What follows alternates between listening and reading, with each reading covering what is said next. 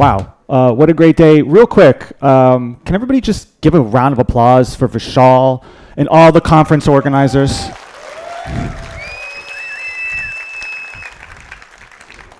There we go. My name is Dave.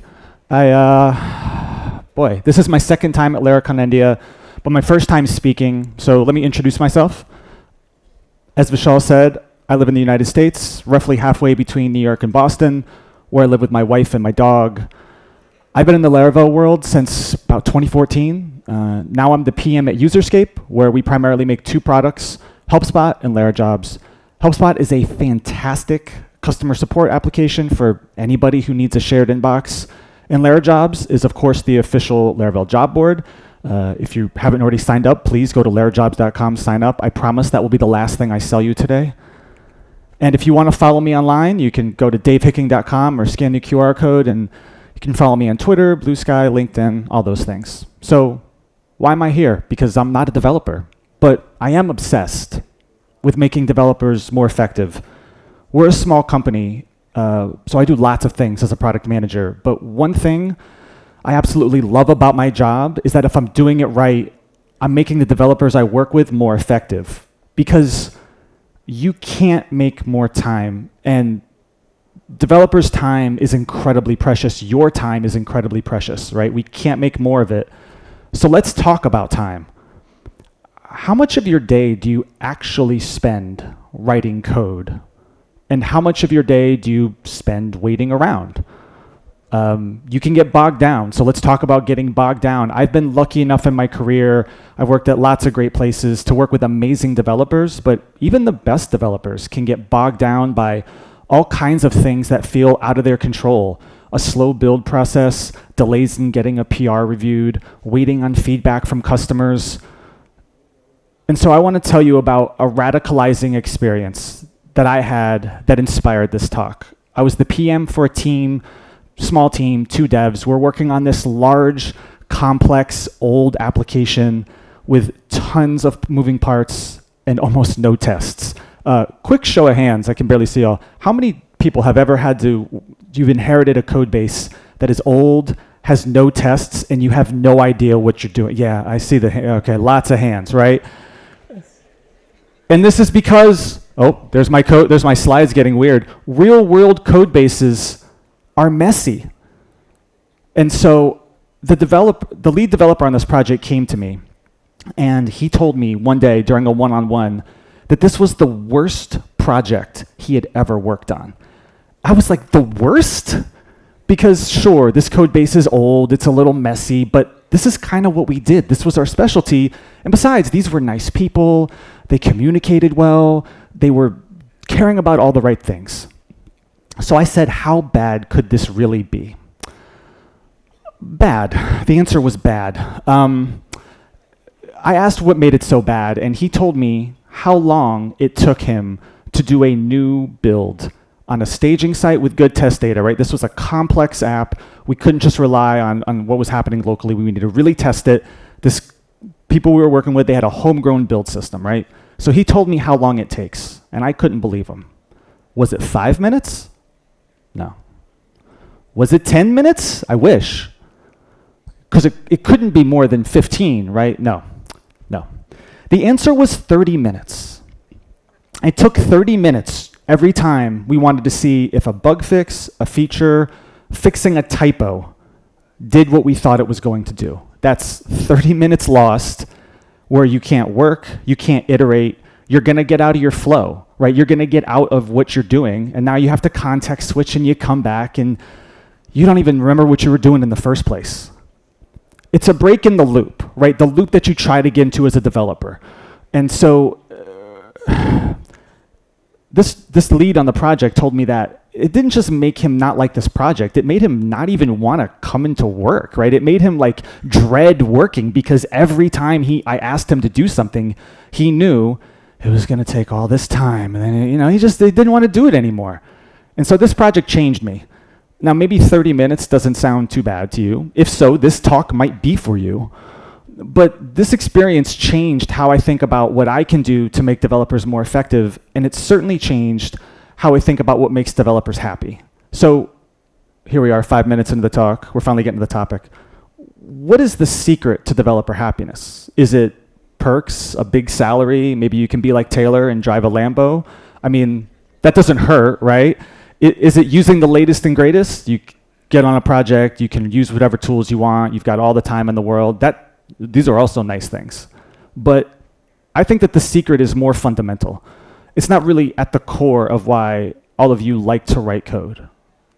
I think that the secret to developer happiness is eliminating friction so that you can get into the zone, you can get into a flow state, and you can just write code, iterate, build, and keep going. The secret to developer happiness is flow.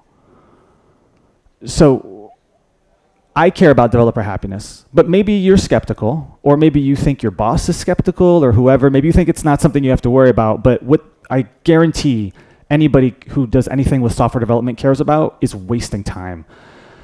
And so let's get better at using time. And before you ask, I know I'm a PM, so I'm probably not everybody's favorite. I'm not asking you to track your time, right? We're not micromanaging every second, but what we are gonna hopefully do is figure out ways to be better at using our time. Whether you're a solo dev, you work on a team, CTO, anything in between. And let's get better at eliminating friction, at spotting all the things that are stopping you or your team from getting into that flow state. And I'm not pretending this is some imaginary world where there's no friction, nothing ever slows you down. I'm just talking about building a better world. So let's give these things a name. Let's call them paper cuts. Back in 2017, Taylor Otwell wrote a blog post about this topic and said that he likes to think of framework paper cuts as small things that can be easily fixed to improve the developer experience. I think that's a pretty decent definition of a paper cut, but let's expand on that a little bit. What are paper cuts? Paper cuts are small, seemingly everyday frictions as a part of your work that add up without you even realizing it.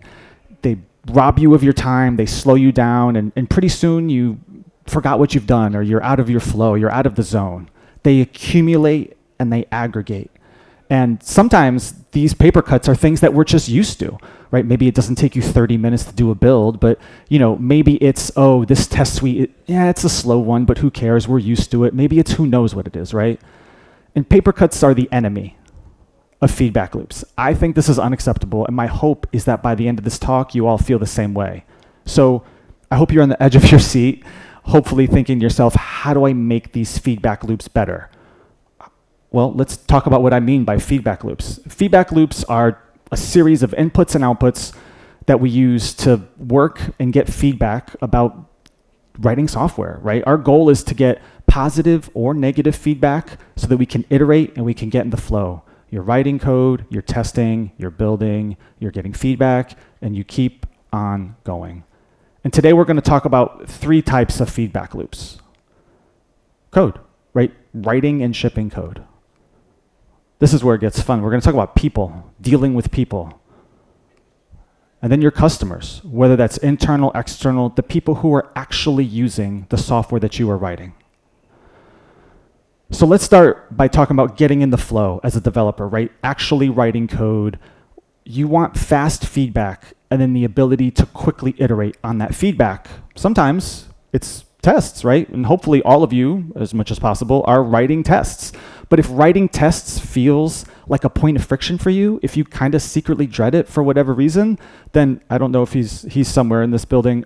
Please go talk to Nuno. You should definitely check out Pest. It's incredible. But whatever it is, tests, it's something we all know we're supposed to do. But if writing tests feels like a point of friction, might be something to think about. Now, quick point on tests. I'm not a developer, so I'm not going to debate the best way to write tests. But I think why tests, I want to call them out, why they're important, is because they're an investment in future you, or maybe future people working on your app, not feeling friction, right? That example I gave before where the developer told me he's going into this old code base, it's untested, he doesn't know what he's doing, he doesn't feel confidence. And what you want is confidence that if you make an update, you're not going to break something. You're not, you can actually move forward. So consider that I'm getting off my soapbox, considering that my pitch for why tests are great, and hopefully you all agree. But let's get back to just when you're in the zone, right? When you're writing code, when you're in your flow, debugging is another way to get feedback into that loop, right? You want something to feed that feedback loop so you can get information and keep working. So could be tools like Telescope, which are great when you're debugging locally. Could be Tinkerwell from our friends at Beyond Code. There are all kinds of ways to do this, but if you're not already using tools like that and you feel like debugging isn't something that you're good at, that's another great way to get feedback into your feedback loop. Well, let's talk about shipping. That's kind of been the theme of today. It's going to be the theme of some of my talk here. Sometimes we feel friction when we want to go actually deploy something, right? It doesn't have to be as complex as when Justin talked about Kubernetes, but the Laravel ecosystem has a couple great options here, right? We have Forge still. If the friction you feel isn't necessarily with getting stuff up on a server, but maybe it's managing all the stuff associated with a server. Maybe you've got a lot of things going on. If you haven't already done so, please go to the sponsor table. I'm sure somebody there would love to talk to you about Forge. And then, of course, Laravel Cloud. So if you feel like you're not a DevOps expert, you feel like you're not confident at getting stuff up live, maybe it feels annoying, maybe you put stuff off because you're like, oh, I got to spin this up. I wish I could get this branch live. I wish I could test it. I know you're seeing it advertised here. They are not paying me to do this. I'm an actual user of Laravel Cloud. It's fantastic. Even if you're just using the starter, the initial version, pay for the small amount of compute just to get something up and running. Because if you're trying to get feedback, if you're trying to get input into your feedback loop and it feels complicated, tools like Laravel Cloud can make that a lot easier. Because above all else, you want fast feedback to give you confidence to keep moving forward. So beyond like the scope of this talk, for larger groups, obviously that means stuff like continuous integration, continuous deployment. We're not going to talk about all that, right? But whether you're large, small, solo devs, anything in between, I encourage all of you to think about your day-to-day experience of developing, of writing code, and challenge yourself to find places where you can find friction that could be eliminated or that could be addressed in some way. I think all of us get used to these paper cuts, these things that kind of wear on us and drag us down every day. So we talked a little bit about just things that you can do to be better at getting feedback into your sort of everyday experience of writing code. But I want to talk about something that might feel even harder to tackle, something that might feel impossible, which are feedback loops that involve other people. So even if you did everything I was talking about before and you're thinking, Dave, this is great, but honestly, I write tests, I've got a good deploy set, like I don't need any of that. Once you get other people involved, it gets complicated, right? Whether you're solo dev in a larger corporation, whether you're on a dev team, maybe just contributing to open source, right? Once you get people involved, those feedback loops, those processes, those interactions, they are full of all kinds of potential paper cuts that can kind of get you out of your flow. And what are some examples of that? So let's start with a show of hands. I apologize, these lights are very bright. How many people here use pull requests on a regular basis as a part of work? Okay, we've got a lot of hands. All right, keep those up. How many people here have ever been frustrated by how long it took their pull request to be reviewed by somebody? Oh, yeah. Okay, hold on.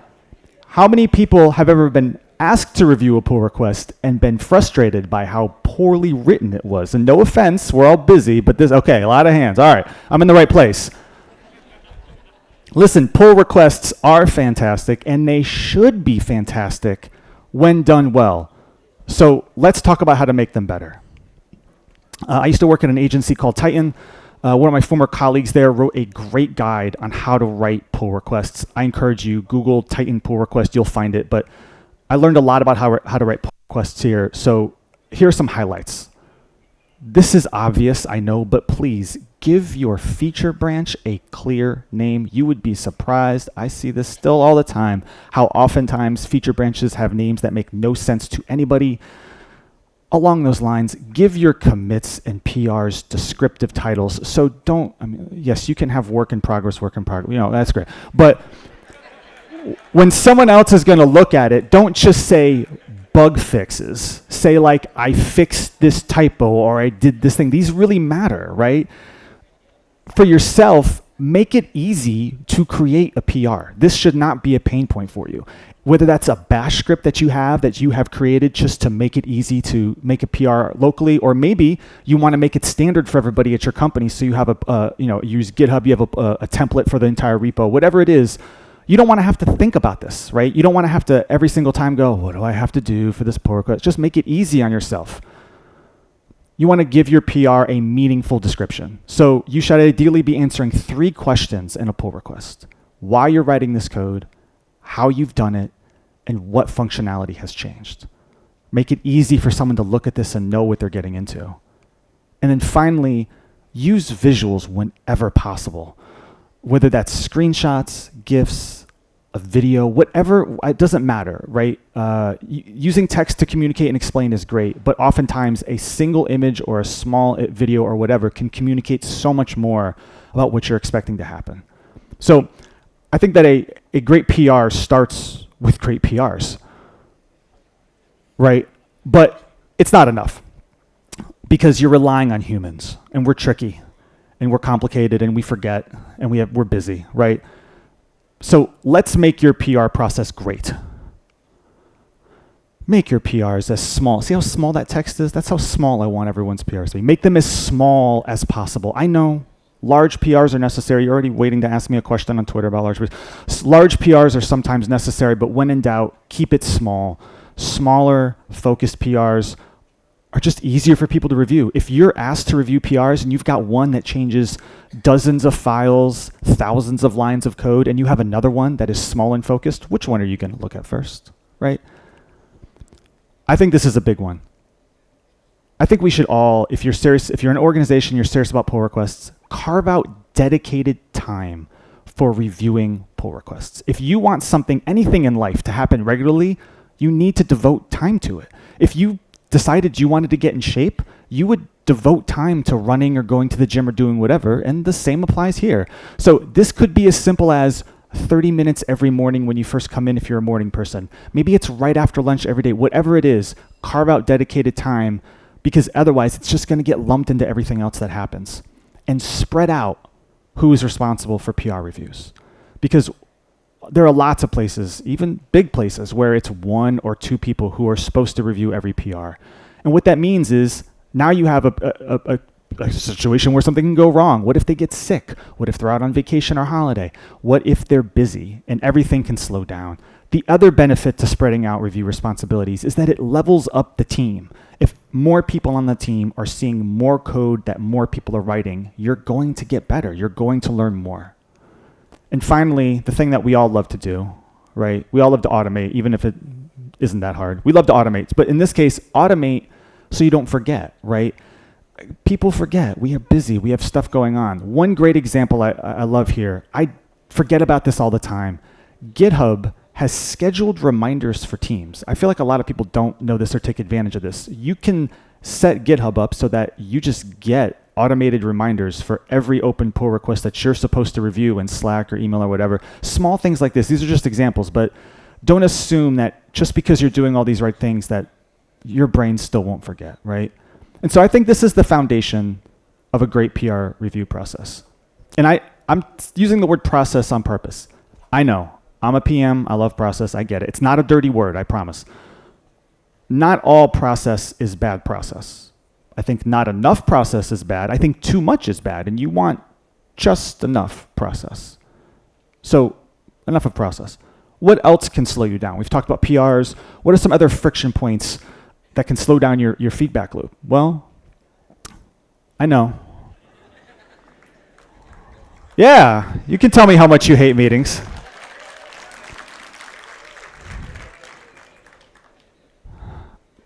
My hottest take is that meetings aren't the problem, but bad meetings are the problem. Meetings can be useful, right? If you can do stuff asynchronously without meetings, bless you, more power to you. But sometimes you actually do need to get people together at the same time to make a decision and move on. But the problem, 2 problems. 1, most meetings are unfocused, no agenda, no direction, it's a mess. Problem 2, there are lots of meetings, right? And one thing that I learned early on being a PM is that developers need uninterrupted blocks of time. One guiding principle I have is that my job is to relentlessly carve out time for developers to do work. Otherwise, you're going to get interrupted. Have you ever really finally been working on something, feel like you've cracked the code on something, like you're really solving a problem, and then you've got some notification that goes off because you've got a meeting where, yeah, you're out of the zone. And I'm not just up here rambling on stage. Research from the University of California found that once a programmer is interrupted, it can take 23 minutes to recover from that interruption, to get back into your zone, to get back into your flow. Now compound that over the course of a day, a week, or month. So what else can get you out of your flow? Bad tasks and bad issues, just like PRs, right? They should be tightly scoped. They should be well written. Visuals are super helpful. We could talk a whole lot about these, but I'm running late, apparently. I'm over on time.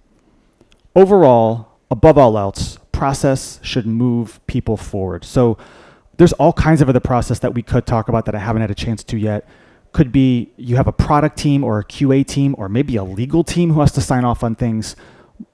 The way I like to think about process and why I think it's not a dirty word is that process should not be designed to delay.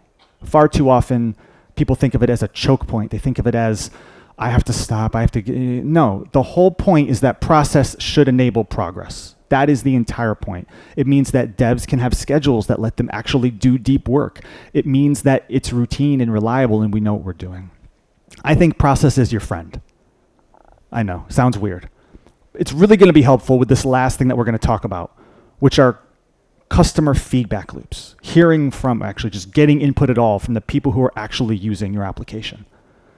These loops can take many forms, and we're going to talk about some of those. But above all else, I would ask, as much as possible, you want to be proactive and not reactive. And that sounds obvious, but with customers, the reason why is because people are really bad at reporting actual good info.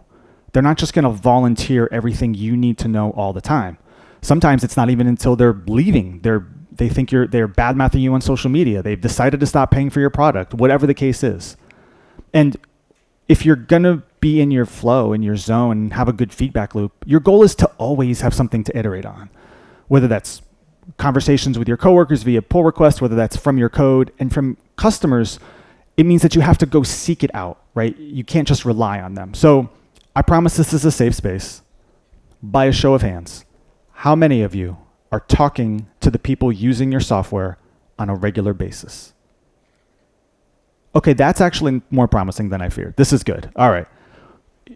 If you're relying on complaints alone or problems or issues or whatever, you're reacting far too late. So how can we be proactive? Well, one of the best ways is to spot problems before your customers even notice them, right? So I'm sure many of you, all of you are familiar with application performance monitoring, which lets you spot problems before your customer just notice, right? Things like response time, resource usage, error rates, a whole lot more. And it's an exciting time in the Laravel community for APMs, right? We've had Laravel Pulse for a year and a half now. It's a great way to get started with this. It's a real-time APM tool and dashboard.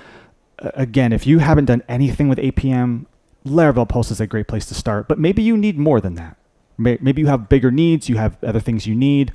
Sentry, who I believe is a sponsor here at Laracon India, they got a table right out there. You can go talk to them. And the soon-to-be-released Laravel Nightwatch that I've had the privilege of checking out briefly and looks amazing are two tools that you could definitely be looking at. Again, I'm not here to sell you. Go talk to them. They'll tell you all the great things about it. But the point is that APM tools give you that kind of input to feedback loop that if you're just relying on customers to complain to you and tell you about problems, you're not going to get in time. It might be too late by that point. They can spot things that your customers simply won't, right? Before it's even built up to the level where your customers notice it, you might get there first. Let's talk about support. If you work at a place that's big enough to have support, you need to directly work with them as much as possible. So yes, this means you need an excellent relationship with them. It means you should be nice to them. It means they should report things to you, all obvious things. But what about the things they don't send you because they just answer those questions? Do you know what features in which the product that you build are confusing, that people ask for help for all the time? Do you know what your customers ask about and ask for most often? Do you know if you have work on something large enough to have documentation? Do you know what support docs are the most popular? These are really useful pieces of input, right? You're looking for patterns, unexpected findings, anything that can give you a spark to give input into your feedback loop. And you need to talk to your customers. So for some folks, this is going to be like a product team or a customer success team. If so, great. But somebody needs to be speaking to customers proactively, and you need to have a great relationship with whatever team does that. just like you do with support. And you can get all these kind of teams, right? You need to be mindful of friction in this case. So even if each of these teams that could be involved in this larger process of your software application, even if they all are running really nicely, sometimes you get that friction, like just handing information off from one group to another, right? So everything we've talked about so far applies to that. Finally, and this seems like a weird one, but it's true. Somebody, could be the CEO, could be product, could be whoever, needs to connect to financial metrics if you're selling something, right? So it could be something as simple as churn rate and conversion rate, but if you're having conversations with customers, it's sometimes helpful to have conversations with non-customers, people who've tried your product, considered it, didn't like it, used it, abandoned it, whatever the case is. Again, it's just more ways to get input into your feedback loop. And again, how necessary is all this? I'm biased. I think it's really necessary. I think if you're reactive, it's just too late, right? And you're going to spend more time and more money for worse results, because if you're not monitoring your performance, if you're not talking to your customers, if you're not proactive, first you got to figure out what the problem is. You got to troubleshoot it. You got to fix it. You got to communicate. You got to apologize. You got to deal with the follow. It's just better to do it the first time. So the whole point is, I think that we should, as much as possible, stop wasting time so we can stay in the flow, right? Every wasted second, every wasted minute in the feedback loop of that we do when we're working as developers, it means we're not solving problems. It means we're not doing the work that we're supposed to do. So I want everybody here, I'm almost done, I promise, to pause for a minute. Think about your feedback loops. What's the biggest paper cut slowing you down right now? Or better yet, what's the easiest to fix paper cut in your feedback loops, in your workflow that you can think of? How can you shorten your feedback loops? How can you make those loops run more efficiently? So I want everybody to think about this. And when you're back at work on Monday, fix just one single paper cut that might be slowing you down. And frankly, take the first step to being a happier developer. Because friction is not normal. I mean, it is normal, I should say. Don't accept friction as okay, right? It's the way things are. We can make them better. So fight for better processes, prioritize faster feedback so that you can get in your flow. Because the theme of this conference really is that we must ship, right? Taylor, I was at Laracon India, I was lucky enough to be there. Taylor challenged us all to ship because we are creators. We are explorers, truly, and we are artisans. That phrase is used in this community and it means something, and it's true. So every day, I know, we get these distractions, these paper cuts, these things that slow us down. So I challenge all of you to eliminate friction so you can stay in your flow state. Thank you.